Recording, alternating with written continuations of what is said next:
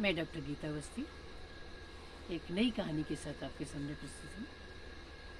कहानी का शीर्षक है सरस्वती।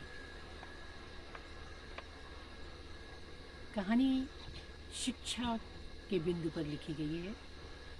किसी भी उम्र में कभी भी आदमी कोशिश करके अपनी मनचाही शिक्षा प्राप्त कर सकता है। अगर मन में लगन है तो उसे रोका नहीं जा सकता। कहानी का शीर्षक है सरस्वती। उसका पूरा नाम सरस्वती था, परंतु उसने सिर झुकाकर शर्माते हुए अपना नाम सरस्वती ही बताया था। ट्रांसफ़र पर जाना अपने आप में एक मुसीबत है और उस पर नई जगह में जाकर काम करने वाली बाई ना मिले तो बहुत दिक्कतें आती हैं। मुसीबत पर मुसीबत। ऐसे ही मुसीबत के दिनों में मैंने अपनी पड़ोसन से कहा था तो उसने इस सरस्वती को बुलवा दिया था। बाद में सरस्वती ने बताया था कि वो पहली बार बर्तन साफ करने का काम कर रही है क्योंकि उसको पैसे की बहुत तंगी है। मेरे कुरेदने पर उसने बताया था कि उसकी साल भर की एक बेटी है। 6 माह पहले उसके पति ने उसे छोड़ दिया था क्योंकि वो अनपढ़ है। उसी समय वो इस नए शहर में रहने आ गई थी। उसका पति मास्टर है और उसके स्कूल में ही पढ़ाने वाली मास्टरनी से उसने शादी कर ली है। मैंने आक्रोश में आकर उससे कहा था कि वो अपने पति के विरुद्ध अदालती कार्रवाई क्यों नहीं करती, जिसमें उसे वो उसकी बेटी को खर्च दिलाया जाएगा और उसके पति को सजा भी हो सकती है। उसने कहा था, नहीं मैम साहब, ये तो मेरी किस्मत है। अगर मैं मास्टरनी बन सकती तो उन्हें दूसरी मास्टरनी से शादी करने की ज़रूरत क्यों पड़ती। कमी तो मुझ में ही है ना, उनसे क्या शिकायत करूं। एक बार हमारे घर मेहमान आए हुए थे। चपरासी छुट्टी पर था, अतः मेरे सामने काम का ढेर लगा था। खाना बनाने से लेकर मेहमानों को घुमाने तक का काम बाकी था। मैं खींच रही थी कि चपरासी को भी आज ही छुट्टी पर जाना था। तभी सरस्वती आ गई थी। बोली थी, मैम साहब, मैं खाना बना दूं? क्या क्या बनेगा बता दीजिए। मुर्गे से लेकर हलवा तक सभी कुछ बना लेती हूँ। मैं पशुपेश में पड़ी थी कि पता नहीं कैसा खाना बनाती होगी, मेहमानों के सामने किरकिरी न हो जाए। तभी वो बोल पड़ी, मैम साहब, हम अच्छे भी जाति के हैं, रसोई में जाने वाली जाति हैं, ठाकुर हैं हम। हमारे घर सब कुछ पकता था। अभी खाने में एक समय मुर्गा जरूर बनता है, उसके बिना तो कोई खाना ही नहीं खाता। मैंने पूछा, सरस्वती, तेरे मायके वाले जब इतने समृद्ध हैं कि रोज मुर्गा खाते हैं तो तू बर्तन क्यों मांजती है? मायके क्यों नहीं चली जाती? वो सिर झुकाकर बोली थी, मैं किसी को बताती नहीं, आज अचानक न जाने कैसे बोल गई। मैम साहब, मायके की रोटी तोड़ना मुझे गवारा नहीं। आप ही बताइए, कोई खुददार लड़की भाई भाभी की गृहस्थी में रहना चाहेगी? इसलिए तो मैं यहाँ से दूर चली आई हूँ। उन्हें तो ये भी पता नहीं कि मेरे साथ क्या क्या बीत चुकी है और मैं कहाँ हूँ। मैं मेहनत करूँगी और बेटी के साथ नमक रोटी खाकर गुजारा कर लूँगी, लेकिन किसी की दया नहीं चाहिए। साथ रहकर रोटी देने को तो पति भी तैयार था, परंतु मुझे वो स्थिति गवारा नहीं थी। बस एक बात मुझे सालती है कि काश मैंने बचपन में पढ़ा होता और कभी मास्टर नहीं बन पाती।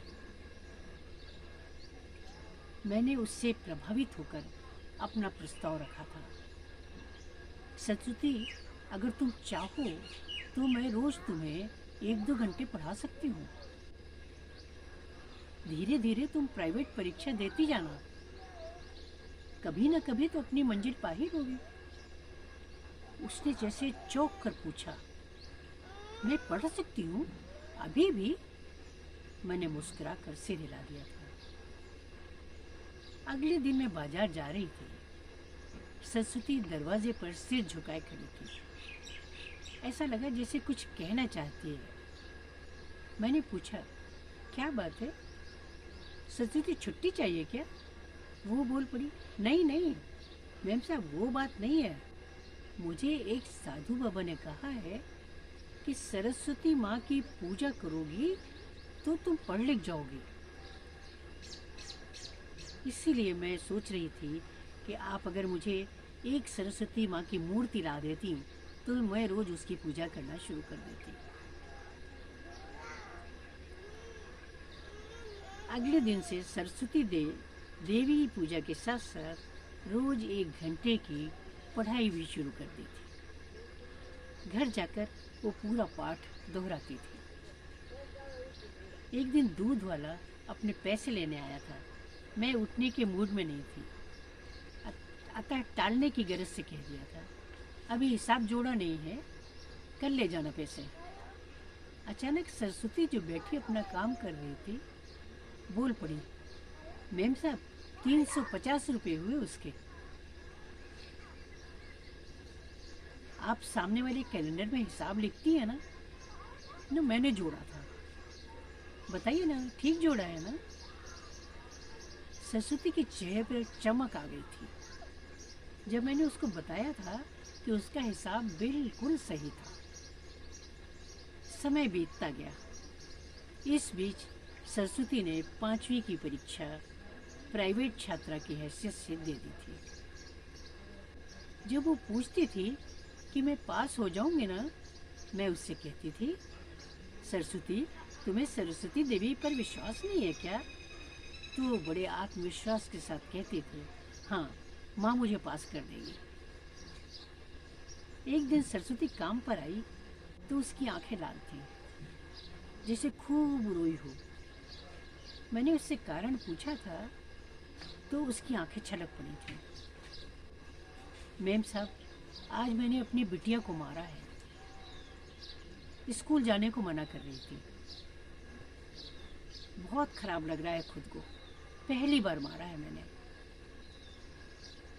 लेकिन क्या करती, एक नई सरस्वती तो नहीं बनने दे सकती थी ना? मैंने कहा, कोई बात नहीं सरस्वती, तुमने तो उसकी भलाई के लिए ही उसे मारा है, अब क्यों रो रही हो? उसने कहा, नहीं मैम साहब, मैं इसलिए नहीं रो रही हूँ कि मैंने बेटी को मारा है, मैंने तो अपना फ़र्ज़ पूरा किया है। ये आंसू तो इसलिए बह रहे हैं कि अगर ऐसा ही थप्पड़ मेरी माँ ने मुझे मारा होता तो मैं आज सरस्वती न होकर सरस्वती होती। सरस्वती का रिजल्ट निकला था और वो अच्छे नंबरों से पास हो गई थी। सच कहूँ तो उसके पास होने की खुशी मुझे उससे कम नहीं थी। उसने आकर मेरे पैर छुए थे। मैंने कहा था, क्यों सरस्वती, सरस्वती जी ने पास कर दिया ना? वो बोली थी, मेरी सरस्वती माँ तो आप हैं, मूर्ति तो बस आपकी प्रतीक है। उसकी आंखें भर आई थी। सरस्वती अब अपनी बेटी के साथ बैठकर पढ़ने लगी थी। कठिन सवाल मुझसे पूछ लेती थी। एक दिन काम करते करते वो बोली, मैम साहब, मैं अंग्रेजी नहीं पढ़ सकती।